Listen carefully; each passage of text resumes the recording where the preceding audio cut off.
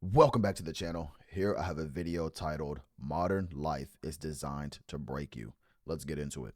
Modern life is designed to break you. And no, I don't mean that in a poetic, metaphorical way. I mean literally. Your job, your relationships, your lifestyle, even your sense of self. All of it is set up in a way that's meant to drain you. In a way that makes you feel like you're constantly behind, constantly not enough, constantly stuck, and constantly not as good as other people around you. And if you feel that way, it's probably not your fault. We're all going through something like this. Aside from the top 0.001% of people in wealth and status, I guarantee you that we're all going through something similar like this. It's not just dysfunctional, it's intentional. On a macro level, it's almost like there's a system in place, some kind of weird partnership between corporations, government, and just the overall culture that's been designed to keep you alive just long enough to milk your money and drain your life force in the process. Is it just me who feels that way, or have you kind of started to see the same thing too? I mean, something like that sounds extreme, but if you zoom out, I think that's exactly what it looks like. This system, if we should call it that, it's built for productivity, not people, for profit, not peace. And the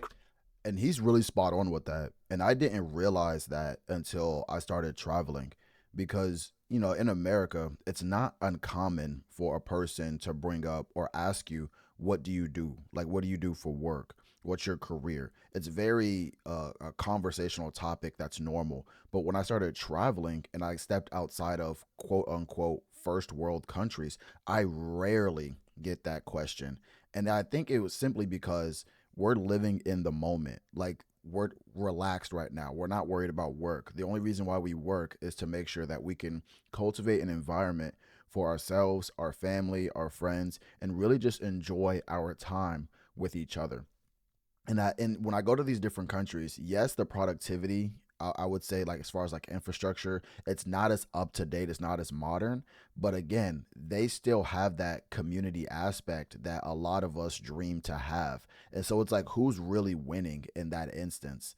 So I think he's spot on for that for sure. craziest thing is that if you're not breaking under the weight of it all, then that probably means you're numbing yourself just enough to get by. And that's what they want.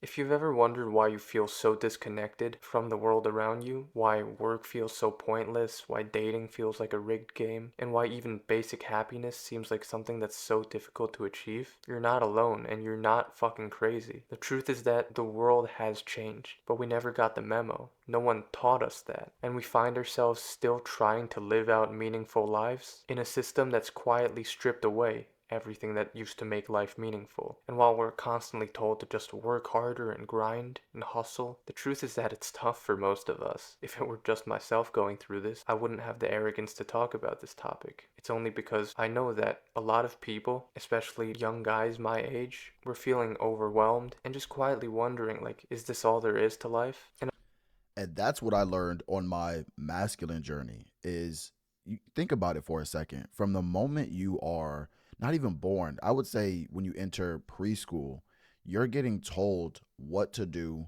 how to think, and you have a life path ahead of you. And again, this isn't a bad thing, right? We need to make sure everybody has like some type of proper education, because I don't know if you've ever worked in the public, but some people are not the sharpest tools in the shed, so we want to make sure we have a basic level of education for all of us. But that stretches from preschool, kindergarten, grade school, elementary school, middle school, high school, university, uni, whatever.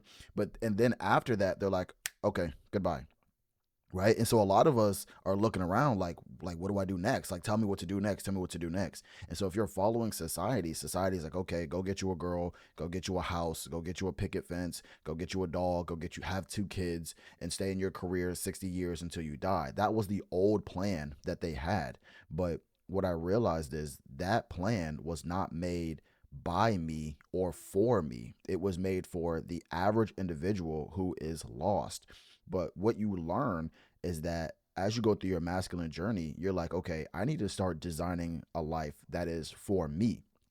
And not only for me, but that stretches to my potential family if I want that, and my potential community. A lot of guys, and you'll see this usually with a lot of guys who get rich young or even old. They'll get the money and then they'll just go live this lavish lifestyle, but they'll never reinvest that into a family or reinvest that into a community. And so now they're still empty. You know what I mean? And it's simply because we've lost our way.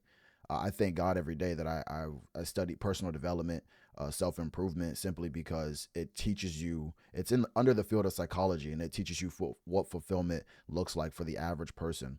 And so, yeah, I think that's the main thing that I'm trying to say here is you have to stop allowing society to tell you what to do, what to have, and what makes you happy, and go inside of yourself and ask yourself, what are those things for me? And then wake up every day and chase that. And I think no one wants to say this kind of stuff aloud because doing so feels like admitting defeat, but someone needs to talk about it. And I feel fine with doing that because I don't see it as defeat. I see it as awareness. And awareness is the first step to breaking free. Because what we're up against isn't just a country, a corporation, or a culture. I can't even explain it, but it just seems like some kind of machine that's designed to keep you constantly tired, consuming, and distracted from what's really going on.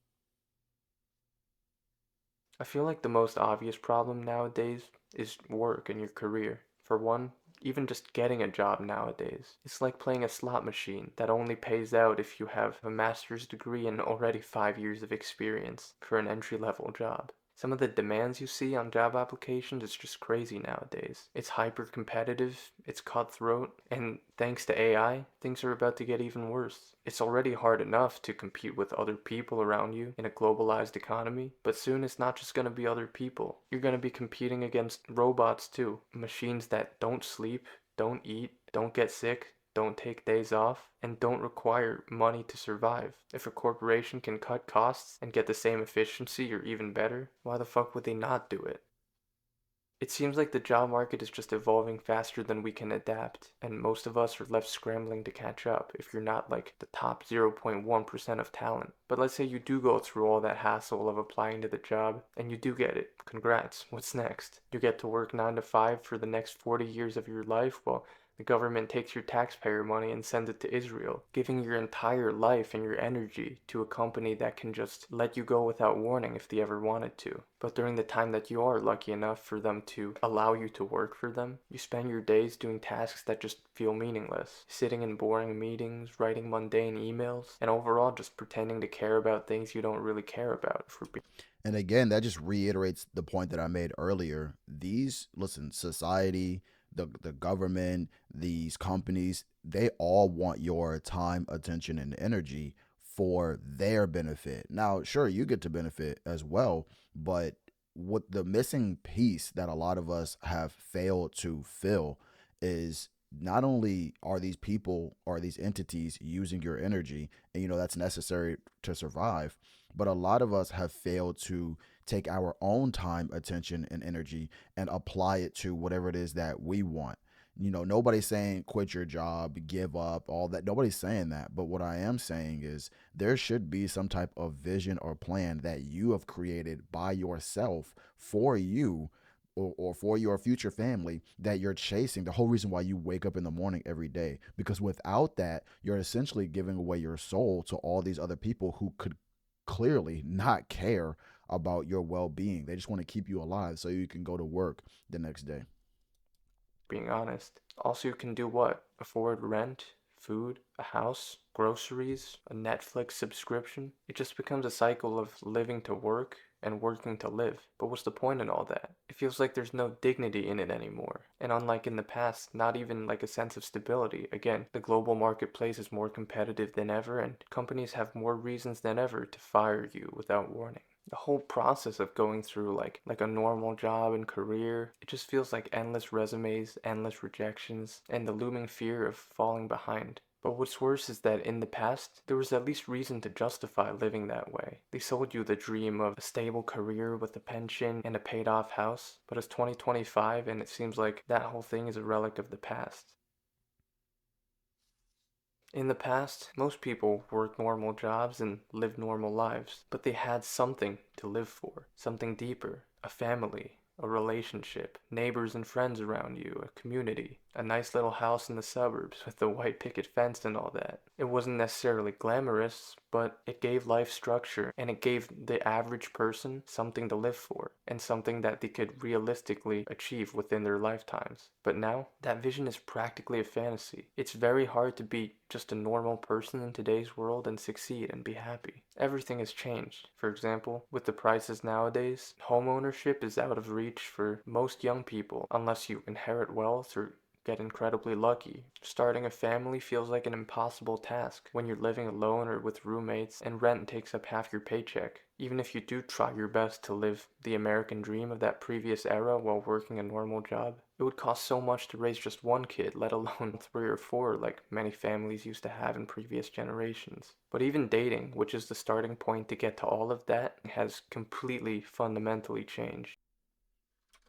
And I want to say, this isn't getting better. I really want you to understand this. There's not going to be some new law or bill or a policy that they're going to enact and they're saying, okay, we have to make sure we go back to normal. That's not how this works. That's not how society works. Once society changes, it changes and everything follows along with it. I want you to look at the past 100, 200, 300 years. When has society gone through a major change that disrupted a lot of things and then it reverted back? Never. It's never happened. And so I want you to understand that this is how it's going to be. And so if you're a person that still has some hope, still has some optimism, you really have to buckle down. You really have to say, okay, what more can I do to secure my future? Because make no mistake, there are people who are going to win. Now, of course, some of these people are going to have a lot of help. You know, their inheritance. Maybe they have they just are really good at a specific job that pays a lot of money. Whatever. There are going to be people who win. But if you're a person, you're on the losing team right now, it's extremely important that I don't know if you have to get the information, you have to join some type of group, but there has to be a mentality change within you that says, listen, I have to start making certain moves now because this is only going to get worse for the people who are on that losing team. Back then it was simple. People dated within their communities. There were natural opportunities to meet people through things like friends, school, church, or just hanging around the neighborhood when people went outside and cities were walkable. But now, everything is digital. You see those graphs about how online dating has just skyrocketed in recent years? Relationships, something that used to be deeply meaningful to us as people, it's just been turned into a fucked up game. Swiping, ghosting, algorithms, elo scores.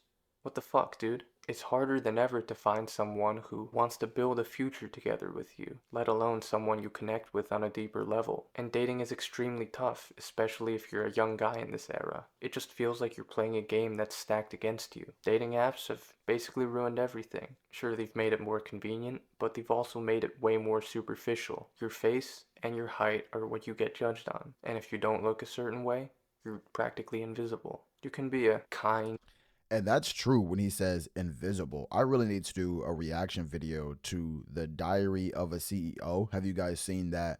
The dating experts or whatever on there. Well, essentially, one part of it, she says on Hinge, because she works for Hinge, she said 80% of the women, the users of the women, have their height set at 6 feet. Meaning, if you don't meet 6 feet, you're not even you don't even exist. You're literally invisible to them, and it's just like it's insane, man. thoughtful, intelligent person. But if your photos don't scream 6 foot tall with a chiseled jawline, good luck. Good luck with that. And even if you do match with someone, the odds of it going anywhere meaningful are so slim. It seems like everyone's dating with one foot out the door already, and especially girls who have so many options on these dating apps. It's like trying to pick from a buffet. Everyone wants to keep their options open. Everyone wants to find the best person on paper instead of finding a person who's good enough and then trying to build the best relationship from that. So, long story short, we've gamified human connection, and in doing so, we've made it disposable. That's why more people are lonelier than ever, both guys and girls. That's why our mental health I want to go back and read that actually. is visible. That's why more people are lonelier than ever. 1 in 4 young people in the world feels lonely. Share of response feels lonely. 25%, 27%, 25%, 22%. That's wild. That's 1 in 4. Wow. ever, both guys and girls. That's why our mental health is worse than ever on a societal level. It's all just a system of endless short-term interactions. Cheap thrills, no depth, no commitment, just the next swipe. Everything is surface level, and it seems like we're losing the ability to connect with people in any real, lasting way. And part of it is because even the cultural messaging has shifted. A lot of people, but especially women nowadays, are encouraged to prioritize career and independence over everything else. Like, I want to be a boss babe. And that's fine if that's genuinely what you want to do. Like, no one's here to judge your life preferences. But if we're just being honest, it's led to a dynamic where relationships are seen as optional, even burdensome. And again, while some people might enjoy that freedom, I feel like a lot of us are afraid to admit it, but on a deeper level, we're craving something more. And that gives rise to the loneliness epidemic, as everyone likes to call it. It's so ironic that we're the most connected generation in history, but also the loneliest. You see the studies about people who say they feel like they're chronically lonely, and the numbers are only going up. Social isolation is really like a public health crisis, but no one's talking about it because no one wants to admit their problems. Because I feel like people think that's embarrassing to admit, but just being real, most people that I know live alone, work alone, scroll alone, and just aren't in relationships either, at least not long term. Me and my friends spend way too much time sending each other reels on Instagram, but even though we're technically connected through our phones, it's not genuine. And in general, just through social media, we find ourselves watching other people live their lives while quietly wondering why ours feel so empty. But the truth I really think in the future you're going to have some type of VR helmet, and again, it's not going to be like some immersive world. You're literally going to have a VR helmet, and you're going to meet with other people who have VR helmets in like some virtual world or a virtual room, really like a house, and you guys are just literally just chill together. You know what I'm saying? Like you're just gonna have other people there, but they're not really there. You feel what I'm saying? And I've already seen this. There's already like VR communities. There's this guy I saw on Instagram. He's on like he does VR communities, but he's low key making fun of them. But it's kind of hard for him to do that because he's there too. Anyway, but yeah, these people are like making up these terms. They're getting into relationships. They're doing it's probably as weird as you think it is. But again, it's like this is going to be a reality. And you can just listen to these people talk and you can tell that they don't have real life social experiences. They probably don't touch grass if we're being honest, and they even admit on the reels that he posts that that's all they do. They go to work, they come home, and they do this all day. So listen, it wouldn't surprise me that people are going to get so anxious that they can't go outside and meet people. And so what they're going to decide to do is just hop on this VR because again, you can mute, you can delete yourself, you can go invisible. You know what I'm saying? You can coddle your anxiousness and then talk to people if you want, and it's simply just going to be people just hanging out, and you don't even really have to talk to people. You just like sit there, and if you look up you can see other people, but you don't have to. I don't know how to explain it, but I think you guys understand what I'm saying.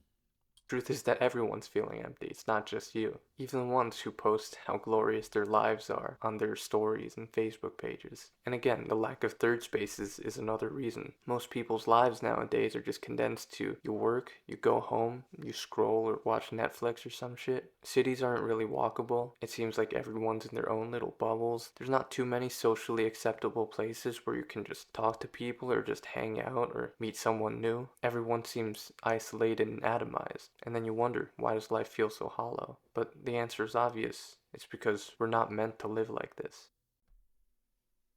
But even if everything does seem to work out for you on the surface, like you have a job, you have a partner, if you're planning for the future, how do you afford everything? Housing prices, like I mentioned earlier, are going insane. The cost of food is rising. I show this picture all the time, but I've seen eggs that are selling for like $18 at my local grocery store. And all this time, wages are barely budging. It's not like wages are increasing so much to make up for it. Most young adults today just will never be able to match the buying power of their parents. And meanwhile, every aspect of life is being turned into a payment plan right in front of our eyes. You don't buy a car anymore, you lease it. You don't buy a service anymore, you have to subscribe to it. Even when I go on Amazon, which is supposed to be for like one-time purchases, I see all these options for like subscribe and save, where they deliver that thing like every few weeks or something. You're being conditioned to normalize renting out your life, but there's no alternative, so you keep on paying. The system is rigged for dependency, and those big companies just make more and more money off of you. It's not like I can just use a flip phone instead of an iPhone.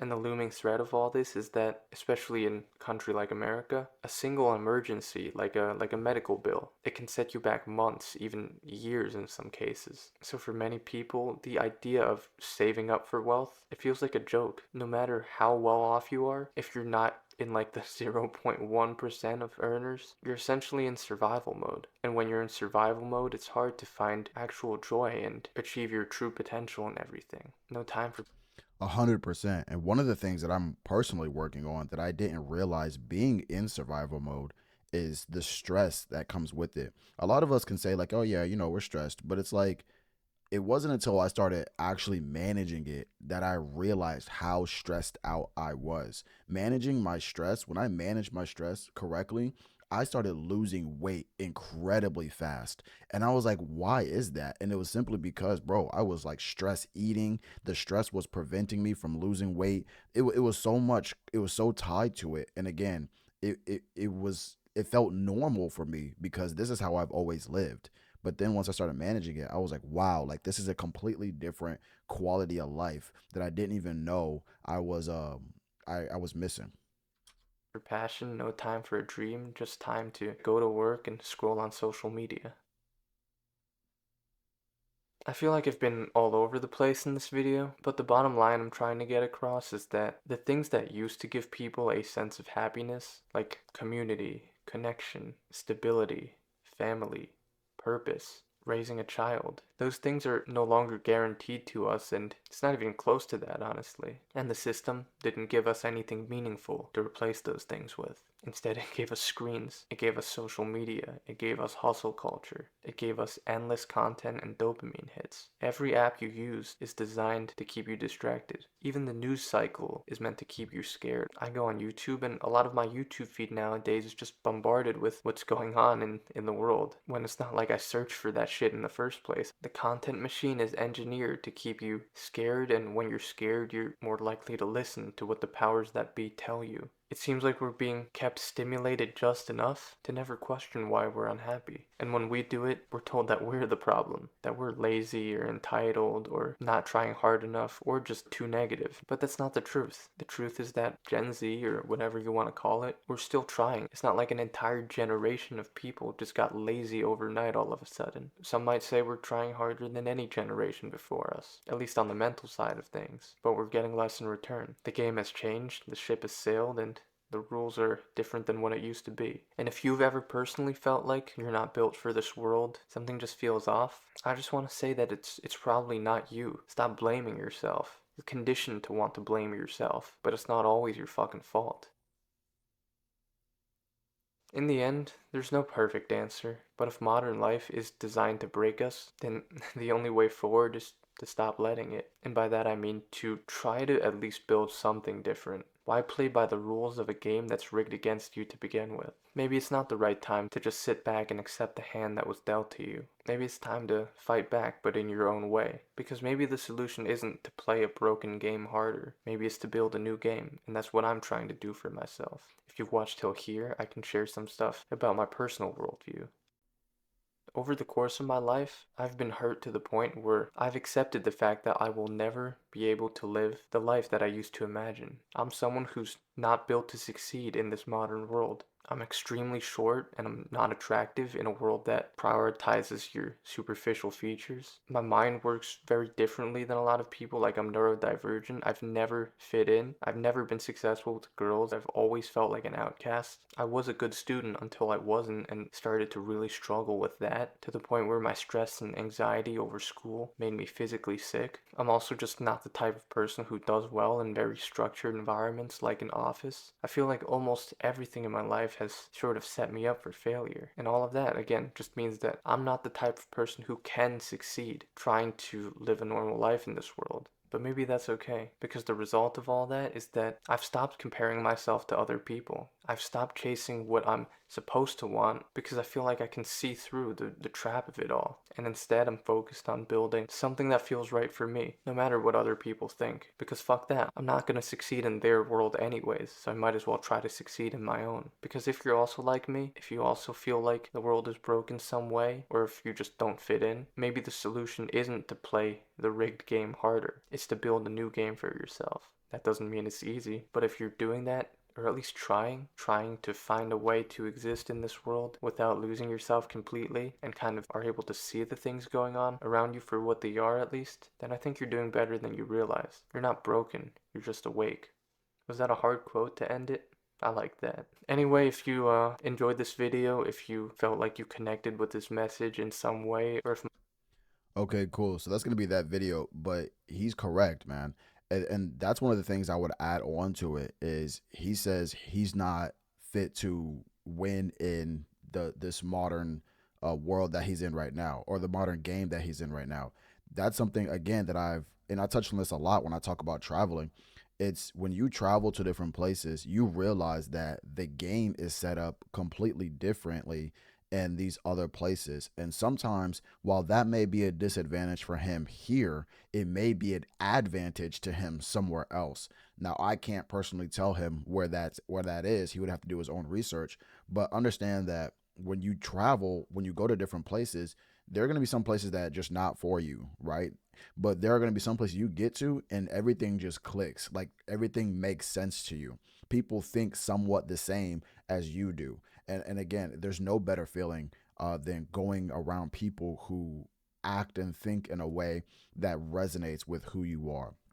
So if you like this video, like the video, leave a comment down below what you think, and I'll see you guys in the next one. All right, peace out.